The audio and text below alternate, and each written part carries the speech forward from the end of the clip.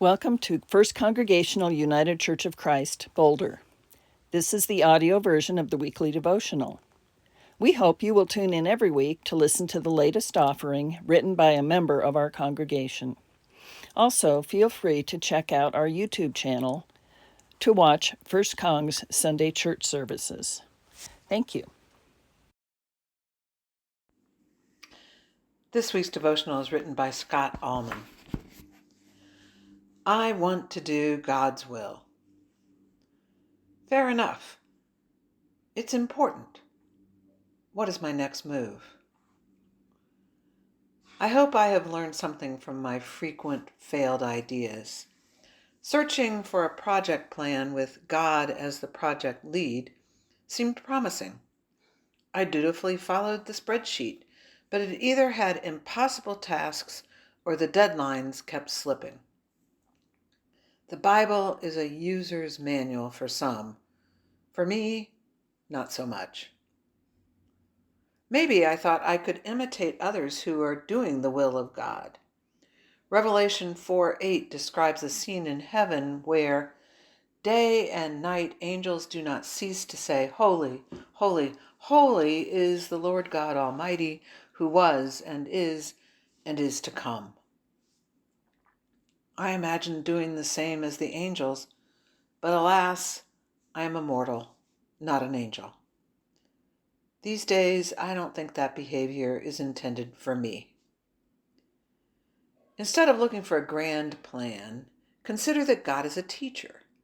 There are no required textbooks in this school. God's classes favor curiosity more than rote learning. In class, God shows us enlivening doors to lure us in. You can pass them by and just keep on going, or you can approach them in a receptive mind and spirit. Here's how it works. Remember the game show Let's Make a Deal, hosted by Monty Hall? To the huzzas from a cheering and jeering audience, you must choose among 3 closed doors.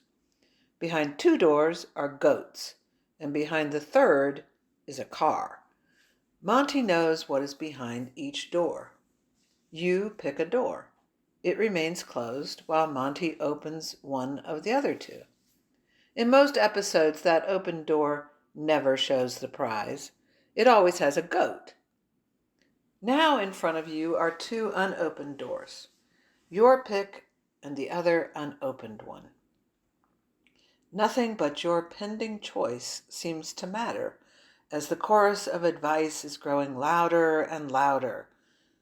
Impatiently, Monty urges you to pick between the 2 unopened doors. What to do? Let's apply this to us souls here at First Congregational. To make your choices clearer, imagine a line of 100 doors instead of just 3.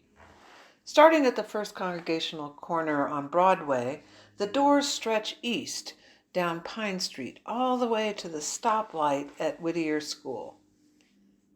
That's a lot of doors. Behind only one door is the prize, God's will. For this game show, God is the host. You, being in a spiritual mood, one day decide to be the contestant. The game begins.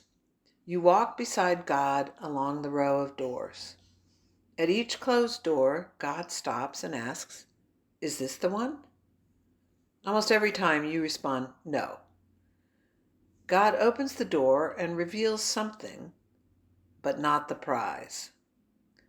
Somewhere, say in the block with the lovely linden trees, you pick your door. God acknowledges your choice and leaves that door closed. Your choice is now made, but God continues walking along and opening doors. Then God stops in front of a door and says, "This one we leave closed." Finally, all the remaining doors on the block are opened. In the end, there are 98 open doors, but none have the prize. 2 doors are not opened, yours and God's. One of those 2 has the prize. The audience clamors for your decision. Which one do you choose? You're always better off abandoning your original choice. Mathematically, considering only the odds, it does not matter if there are only 3 doors or 100 or 1,000.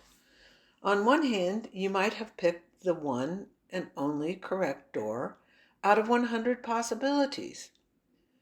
Perhaps you were enlightened or darn lucky with your pick. On the other hand, you guessed wrong, and God's will was behind some other door. Odds are not good for the choice from your will. Sadly, your choice sprang not from your spirit, but from your will. My experience is that God can be a harsh teacher if your approach is wrong.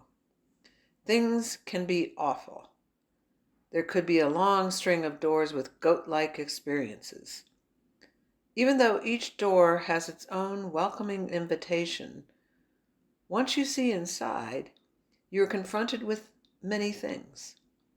Some are what you want, and others not so much. Your spiritual preparation is important. One final thing. All doors lead to transformation. That is God's will.